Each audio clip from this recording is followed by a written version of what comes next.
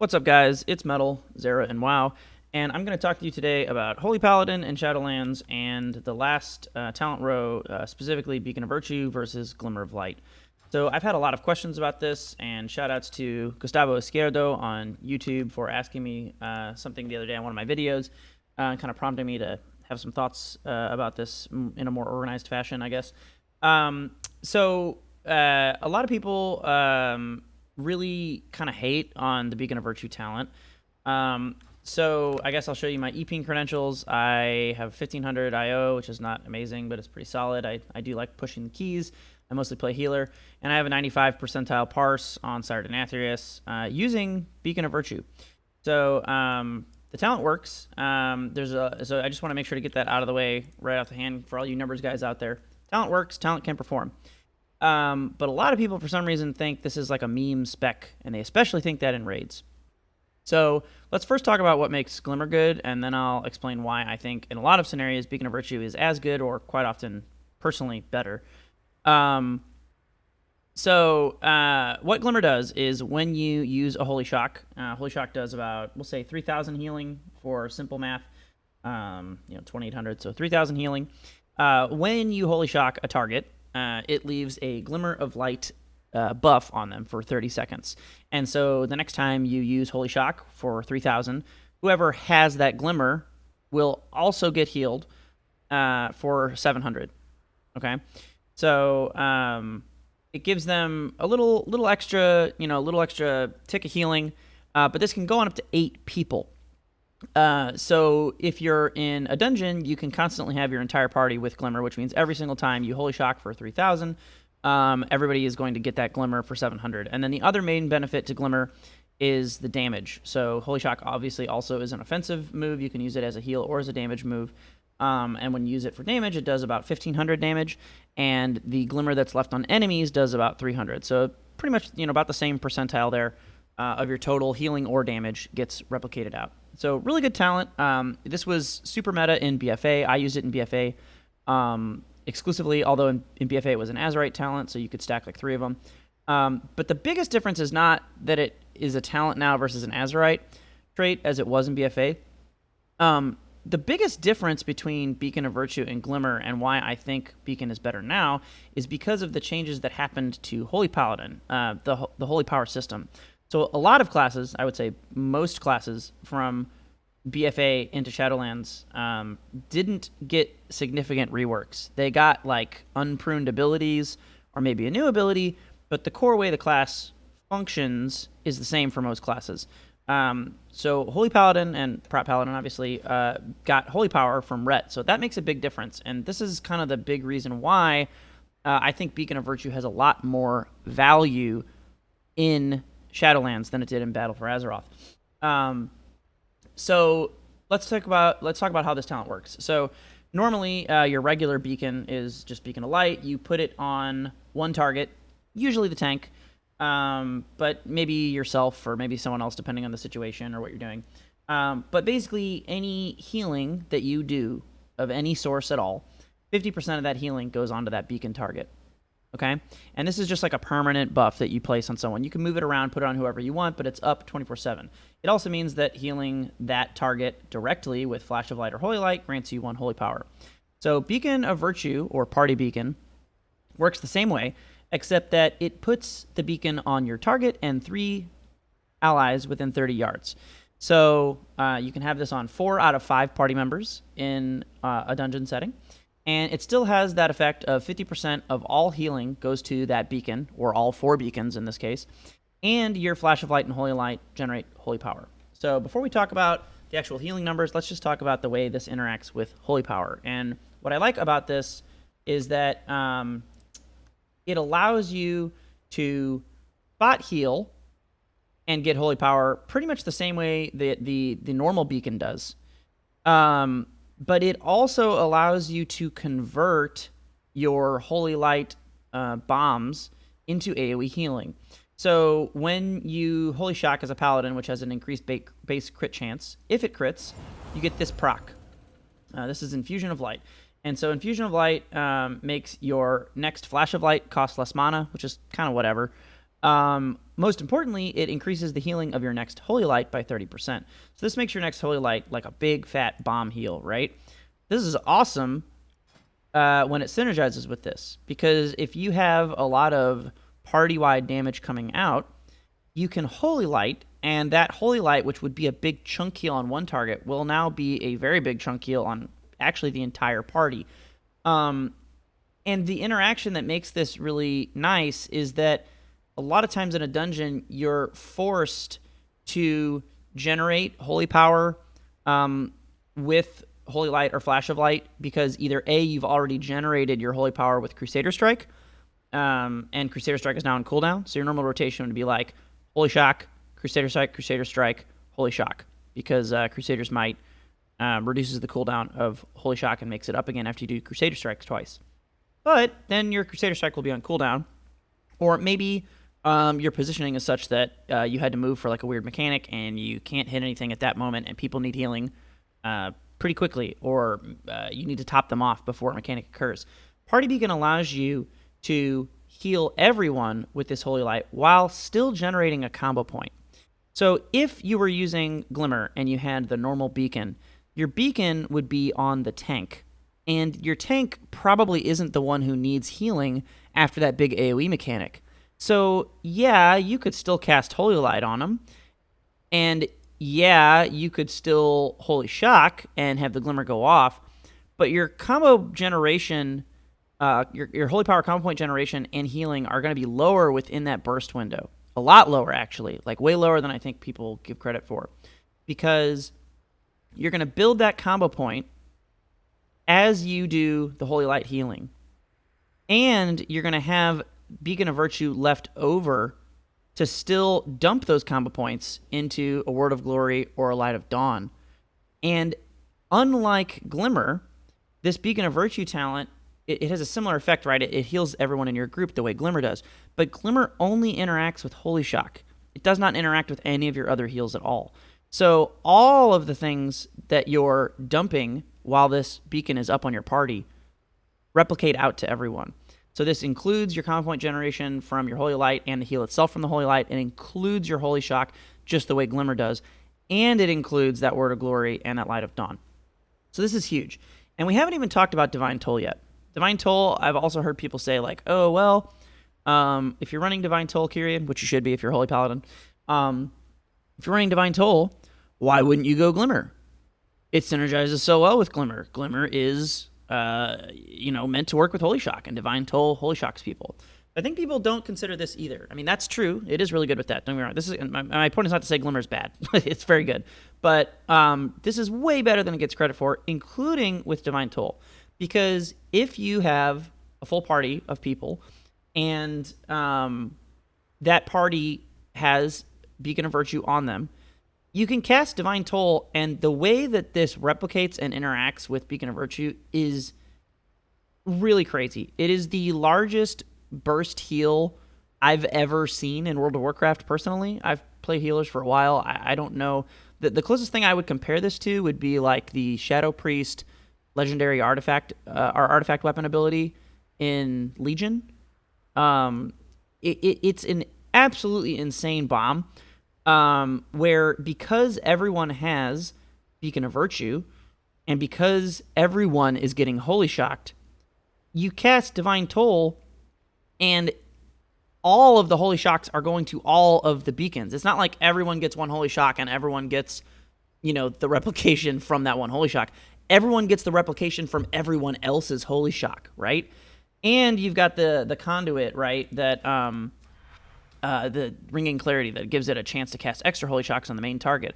So when you put your beacon out, it's going to go on 4 people, and you cast Divine Toll onto typically whoever doesn't have the beacon. There are some reasons you might want to do it to someone who does have the beacon if they just really need the extra burst because that particular person's really low. But assuming we're talking about just raw HPS output, ideally you typically will cast this on the person who doesn't have the beacon. And so that person gets 3 Holy Shocks. They're going to get topped up pretty well because they might get 2 Holy Shocks or they might get 4. It's variable from that conduit. But they get at least 1 or 2 Holy Shocks typically. So that's a pretty good chunk on them, and then everybody else also gets a Holy Shock, and everybody else gets the replicated Holy Shock from the beacon, from the original target's multi-shock, plus everyone else's Holy Shock. So really, really crazy. I'm going to go ahead and just skim through some of the fights here on our 17 Sanguine run that I did. So this was Tyrannical Explosive Bursting. There's a couple issues here because this was early in the explosive week, and I think people were still rusty and figuring out their UI. So there's some issues here where I'll fall back because I'm doing a little bit more of that than I should be. But for the most part, these fights, I think, showcase some of this. So we're going to go to the first boss here. It looks like we're starting right about here. So, you know what? Let me do this Pride, actually. We'll start with this Pride. Okay. So we're summoning the Pride here. It looks like I have all my cooldowns. Divine Toll will be up in about 10 seconds. And I'm going to use Party Beacon right there. So that was a Word of Glory Party Beacon, just to kind of top us off for the Pride. I'm casting Flash of Light right now, because while Flash of Light's healing is not good, and I don't really care about the mana that it saves from this, Flash of Light's main purpose in the current meta, in my opinion, is as a combo point builder if you need a little extra heal too. So because I have Party Beacon up, my Flash of Lights are going to replicate to 4 people, and they're going to help me build combo points. So Flash of Light, Flash of Light. As soon as the Flash of Light finishes, I Holy Shock. So when you start Flash of Light, it starts your global cooldown, but the cast time makes the globals ended. So as soon as your cast finishes, you can immediately Holy Shock. And then I'm going to sneak in either a Word of Glory or a Light of Dawn while I have 4 people Party Beaconed up. So that looks like I used a WOG there. And we'll talk about Light of Dawn. Hopefully I'll use it here, because Light of Dawn is also really underrated in my opinion. But this sets us up pretty nicely for the Prideful. Bursting goes down, tanks low, whatever. So I want to talk about, and we'll put this just on slow while I talk. So I want to talk about Prideful healing. One of the biggest things I see healers do wrong on Prideful is blow their major cooldowns way too early when they don't need to. So Prideful obviously has a stacking mechanic, and you want to save something like Divine Toll for the end. But I think it's really easy to get behind if you're not running Party Beacon, right? Because that Glimmer healing, it really isn't going to do a lot to catch up. So you can see right now I'm going Holy Light. I put Party Beacon up. I already have my Infusion of Light proc. And I'm casting Holy Light on everybody. This is going to build my combo point, and watch how much healing this does. It's pretty good. That's pretty good, right? That's on basically the entire party except one person. So then I'm going to target DFAT because he doesn't have the beacon. I'm casting another Holy Light. Looks like, am I casting this on him, or did I pre-target? I think I pre-targeted. Let's see. Yeah, I did. So what I did there was I started casting Holy Light on someone who had the beacon. Okay? So I cast the Holy Light on someone who has the beacon to finish out both extra group healing and to get that extra second combo point. Then as soon as my Holy Light cast finishes, I have DFAT already targeted. I had him targeted while the Holy Light was going. So, but I had pre-targeted someone else to start it. So as soon as that Holy Light cast finishes, I'm able to shoot a Holy Shock onto DFAT. And then that gives me 3 Holy Power, which I will use and probably burn on a WOG. Hopefully before my Party Beacon runs out would be ideal. Yeah. So I get the WOG off, and it just, that last tick hits everybody up, and then the Party Beacon goes away. And so this is the part of Party Beacon that I think a lot of people maybe don't like, which is that it doesn't have 100% uptime. But it's got pretty good uptime. It's got 50% uptime. That's pretty good. So the move's cooldown is 15 seconds, and it keeps the buff on you for 8. So basically what you're trying to do is maximize your burst healing within that window. And now that this is gone, I'm leveraging the fact that I have topped everyone off. I'm leveraging their health bars. I know they're all full and they can take this Prideful damage. So now I'm just going to do attrition and build combo points for my next beacon cycle, we'll call it. So this works really well on Prideful. I'll go ahead and speed it up here now that I've kind of talked through most of that.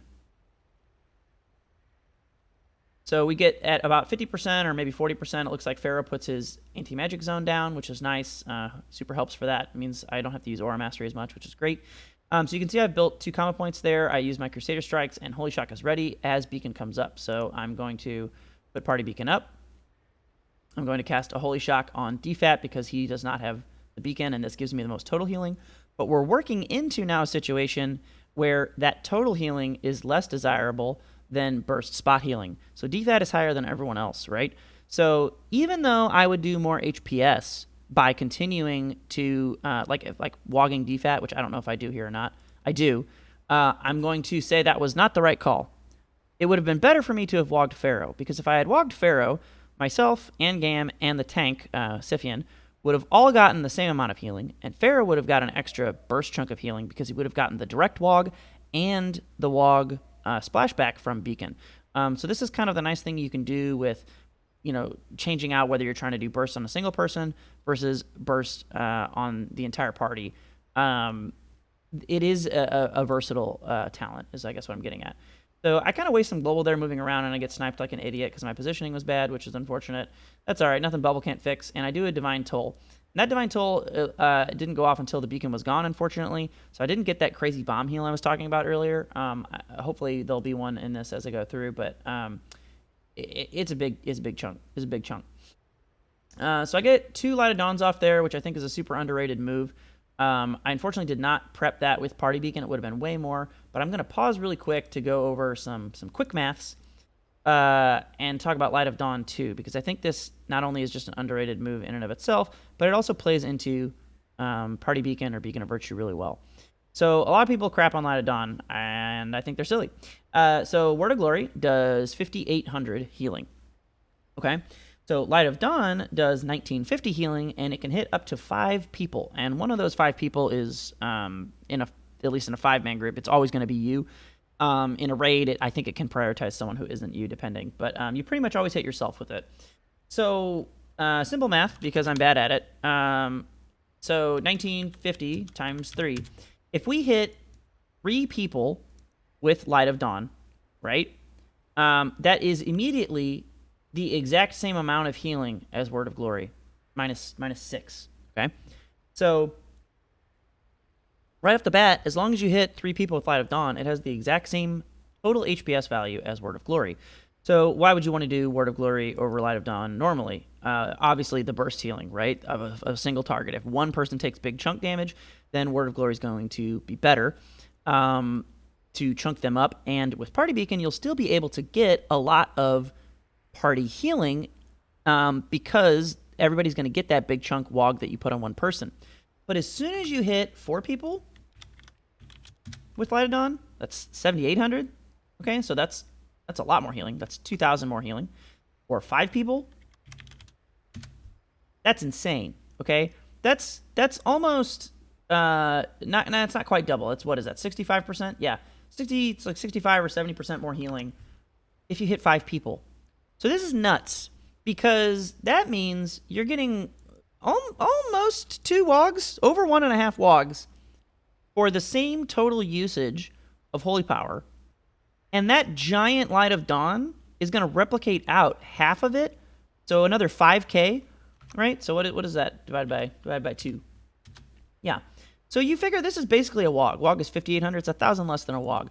You're basically getting, for 3 combo points, as long as if you hit 5 people, you're getting an extra wog basically for free. In addition to, it would be like casting 2 wogs, I guess is what I'm getting at. Like a little less, but it's about there. So Light of Dawn is nuts. And if you can combo, based on your party's positioning, a Light of Dawn into that party beacon, it's even more insane. So this is something I'm always yelling at my party to do in a 5-man, and this is why I prefer, personally, playing with 1 range instead of 2, although I know range is better than melee and things, and that's that whole thing, I get it. But having 1 range means I'm almost always going to be able to get 4 people with Light of Dawn, which is still, it's still a lot more healing than a Word of Glory, right? So that's awesome. If you can set that up, it's super duper useful. So I've already talked way too long about the Prideful, and we haven't even gotten to the boss yet. So I'm just going to top everybody off, and we'll go through this boss here, and we'll talk about the way that we set this up. So I tap everyone off, and we're going to go in.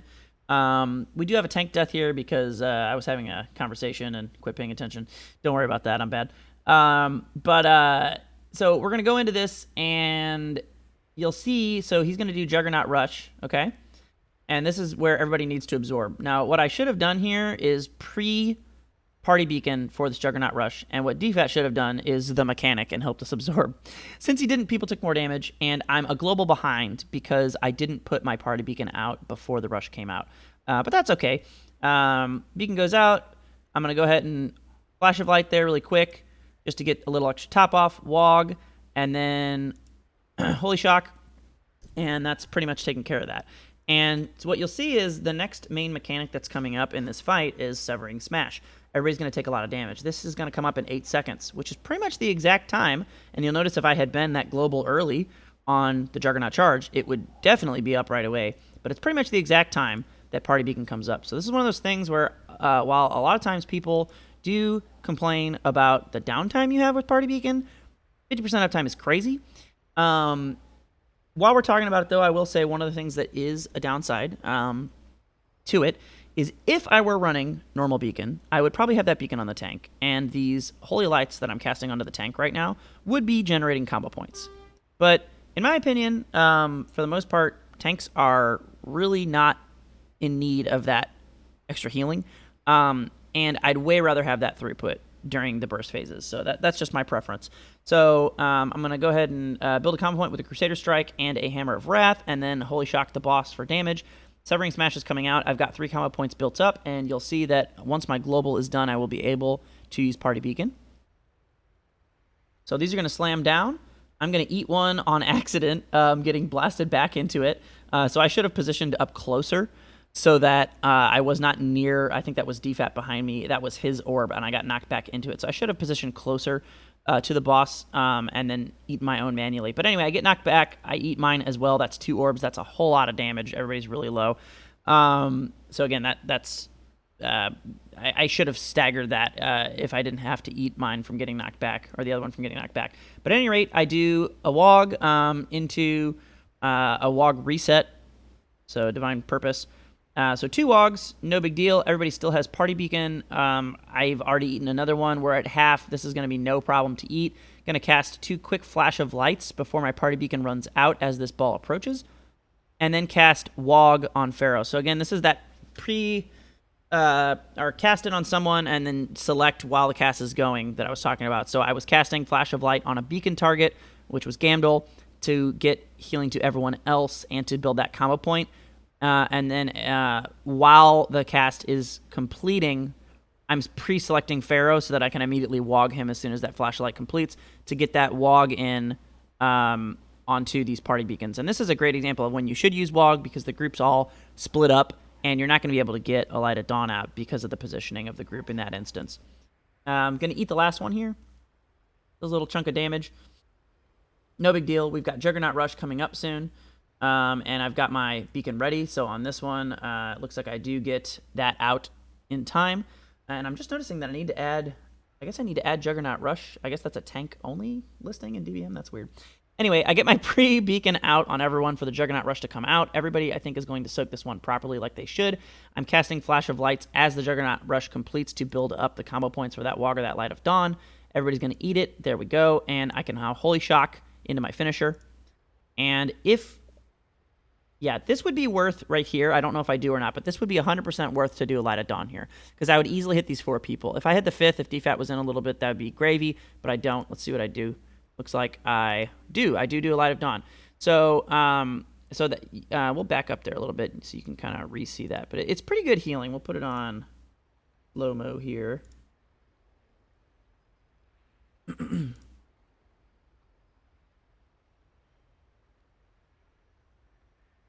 Okay, so I'm going to get that Holy Shock in, and then Light of Dawn into the Beacon Splashback. Boom. So it looks like that might have run off right as it did. I'm not really sure. Let's back up. Did that actually hit before the Beacon went away? It did not. I swear, guys, it's really good, but my examples I'm using right now don't have it. So you can figure, since that didn't go off there, that's what I was trying to get, obviously. But since the Beacon did go away a little bit before I had done that, you figure everyone would have taken another 50% healing, so everybody would be chunked up considerably. You know, probably about to where Gamdol is, I would say everybody would probably be. So really nice combo that unfortunately I mess up in that particular example. But now we're setting up for the next Severing Smash cycle. If I could know how to use YouTube, I would put it 75%. So next Severing Smash cycle comes up. I'm trying to heal the tank, but this is what I was talking about. I think I was having a conversation with Pharaoh about positioning and just like totally spaced. So Seth dies there. Definitely could have kept him up, but luckily we've got a B-res to cover that mistake on my end, and he gets up pretty quickly. So no big deal here. Tank's back up. He's going to reposition. This Severing Smash is going to be really nasty because of everything bad that just happened. So not only now is everybody low from the initial smash, and not only are the balls in a bad place, and we're probably too low to eat them, the boss is probably going to eat one of these orbs, which is pretty bad. I think he eats this one here. So we eat the one, Pharaoh doesn't die, and because of everything being messed up, and I had to use my my WOG early before the tank was up, everybody's just really low and out. So I'm going to have to use Divine Toll there to top everyone. Again, without Party Beacon. Man, I need a better example that shows that. I'll try and find one before this video is over. But that still is going to be something we can recover from. I can probably lay on hands here, Seth, or WOG him. Yeah, just WOG into Light of the Martyr. And then we're going to restabilize and get ready for the next Juggernaut Rush cycle, which is coming through now. So again, already have the beacon up. Heal everybody to get the combo points. Dump them to top, and then I've got my reset here while the beacon is still up, so I'll probably dump that into a WOG. Oh no, I use it to top, so that's probably misplay. But so yeah, really not sure why I used that Light of Dawn there just now. That would have been better to have probably waited till after and dumped it on the hit. But at any rate, we pretty well stabilize here, and we'll go through, I think, one more cycle. I pop wings just to make sure the tank is good here, and Severing Smash goes through, get my Party Beacon down, and this is where I'm going to use a couple Flash of Lights here to build combo points. WOG on Pharaoh because of the positioning. This gives us enough health, like I said, to kind of leverage this incoming damage, so I'm going to eat the orb now. And if you're not doing it this way, guys, I really recommend you just let the healer eat the orbs. This way, it just makes it so much simpler for the healer to judge like what kind of damage is incoming, and I like it a lot better than when the tank drags the boss all over the place. I like this strat way better.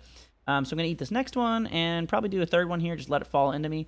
Going to get one little Flash of Light out there before my beacon ends, and now I've got a Holy Shock ready that I'll probably put on Pharaoh, and that's all of them, actually. So now I just kind of heal the tank back up, and we're ready to prep again for the next Juggernaut Rush, which is coming through my DBM, so I just didn't see it before.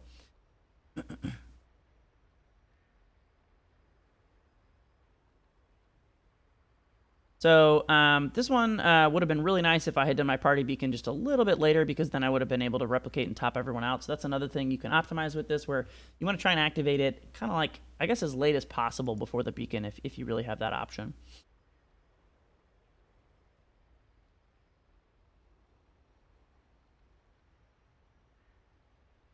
And just kind of finishing up the boss here. He'll die in just a second here. Not really much else to do.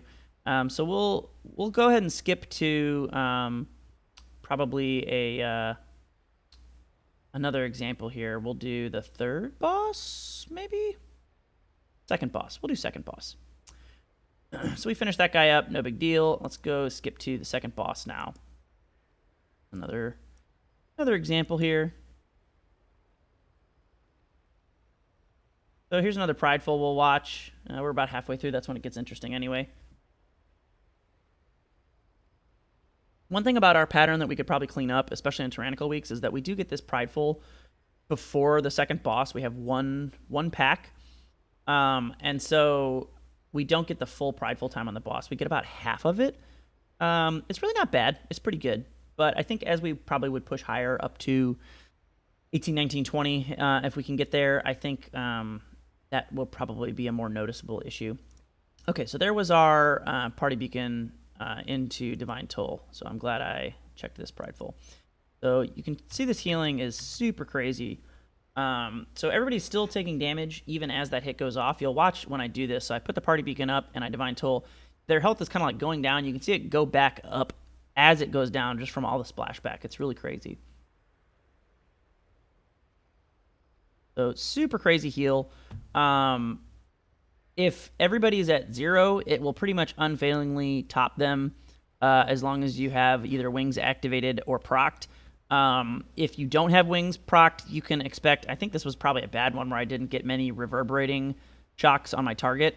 But I would say even without wings, you could expect probably 80%, 70 to 80% of your party's health bars. Everyone is going to go from whatever they're at up by about probably 70% or so. So really, really crazy combo there. And then not only is the combo itself good, but because we're running Party Beacon, unlike the Glimmer talent, right?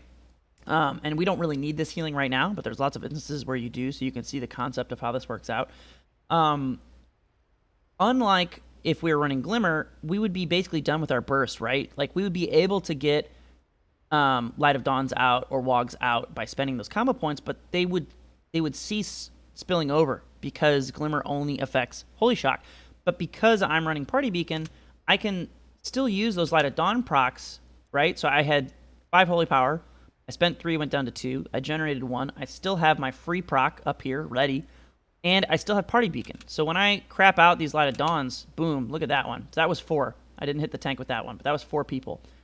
Huge healing back onto that beacon. Absolutely huge healing. Do it again. That was a worse Light of Dawn. That should have been a Wog. That was only me. That was 3 people, so it actually wasn't that bad. Yeah, it was me, Pharaoh, and the tank. That wasn't bad. I probably should have wogged myself there for the burst. But really, really nice to just get that extra value out of Divine Toll. So this is what I was talking about at the start of this, where people kind of say that Divine Toll doesn't get as much value if you don't run Glimmer. I just super don't agree with that. Super don't agree. So we kill this one pack and then go to boss. I'll skip to boss. This video is getting kind of long, so I'll try and hurry this up and finish with the boss. Just general strat on this boss. Tank should pull back pretty much exactly where Seth went to, maybe a little bit farther. That first beam doesn't hit you, and as long as you're on the right side, you'll see the beam on the left. You'll see it coming, and when you see that beam on the left, that's how you know to leave and go to the left. As soon as you see the beam on the left, you walk to where it was, and then you'll see the beam on the right and walk to the right. So you don't need to, like, have an awareness, really, of when this beam on the right is coming. You only need to know that the beam on the left is coming, and then walk to it when it goes away. So Castigate starts out on, looks like, DFAT. Yep.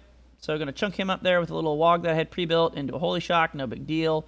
And he correctly moves it out of the group, so no incoming damage.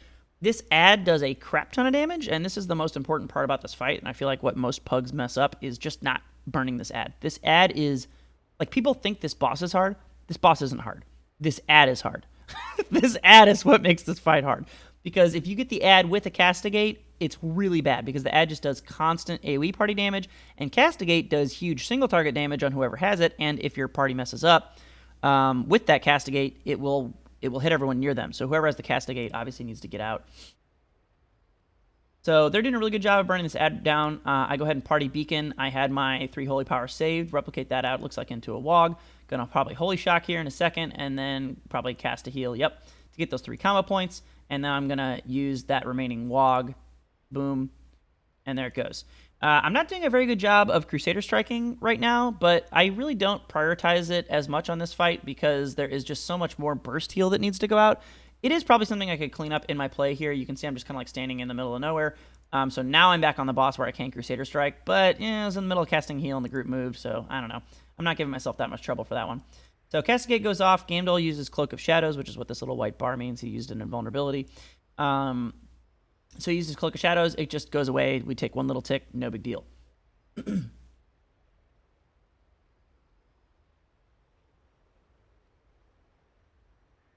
So just kind of going through the motions, building up my combo points. Actually, this is probably good to talk about. So sometimes you don't want to be quote-unquote optimal with your Crusader Strike resets. So most of the time, if all else is equal, you probably want to always Crusader Strike after you have Holy Shock. So you always want a Holy Shock, Crusader Strike, Holy Shock, because that gets you the most Holy Shocks. But sometimes you know there is a burst window coming up, right? So like I know this ad is about to spawn, and there's going to be a Castigate after it, right? So sometimes it can be better to pool and make sure you have Holy Shock available and just use Crusader Strike for the combo points and not for the reset. This is flat out an HPS and DPS loss, I want to be clear. So it's quote-unquote always suboptimal with regard to HPS and DPS. But not every fight is won or lost based on pure HPS and DPS. So sometimes you need that healing, that burst healing. Sometimes you need to be pre-prepped for a particular event. So here's that beam coming by on the left side. So this tells everyone in our group, this is like the alert that we know, okay, there went the beam. We're going to move over to the left now. Ad comes up. Explosive comes up. It looks like I'm probably going to kill this explosive with a judge. We move back over to the right. So this castigate gets a couple ticks off. I think it's on... I actually can't tell who that went on. Is it on Gam again? Yeah, it's on. There it is. Yay, for good UIs. So it looks like the castigate went on Gam again. He doesn't move out as soon as he could have. He should have moved a lot sooner than this, and we're going to take unnecessary damage here. So a couple ticks of big damage, and really big damage on him, because now that ad is out as well. And because the party was taking damage, I probably should have prioritized a little more healing directly on Gamma initially. But I was really worried about the party with that extra castigate damage. So, I don't know, probably a misplay on my part after the misplay on his part. But that's all right, we'll recover here. I think I lay on hands him. Yeah, so paladins are cool. Just use lay on hands to cover that mistake. And now that Gam is topped and I still have my party beacon running with wings, I'm going to probably holy shock someone else. It looks like the tank. And I'm going to keep jumbling around who I cast this on. Looks like I'm going to decide to cast that Wog on Gam because everybody else still has Party Beacon. That's going to re-top Gam, re-heal the entire party with Party Beacon from this crazy ad damage that's coming in, and then probably go ahead and do that final Wog, yeah, just on the tank, whatever. Still going to split out. So again, this is the value of Beacon of Virtue. You would be much, much, much more stressed in this scenario if you were running Glimmer. Again, Glimmer has its own rights and benefits, but I really think people are sleeping on Beacon of Virtue. I really, really think so. Really good example there to why I like this talent.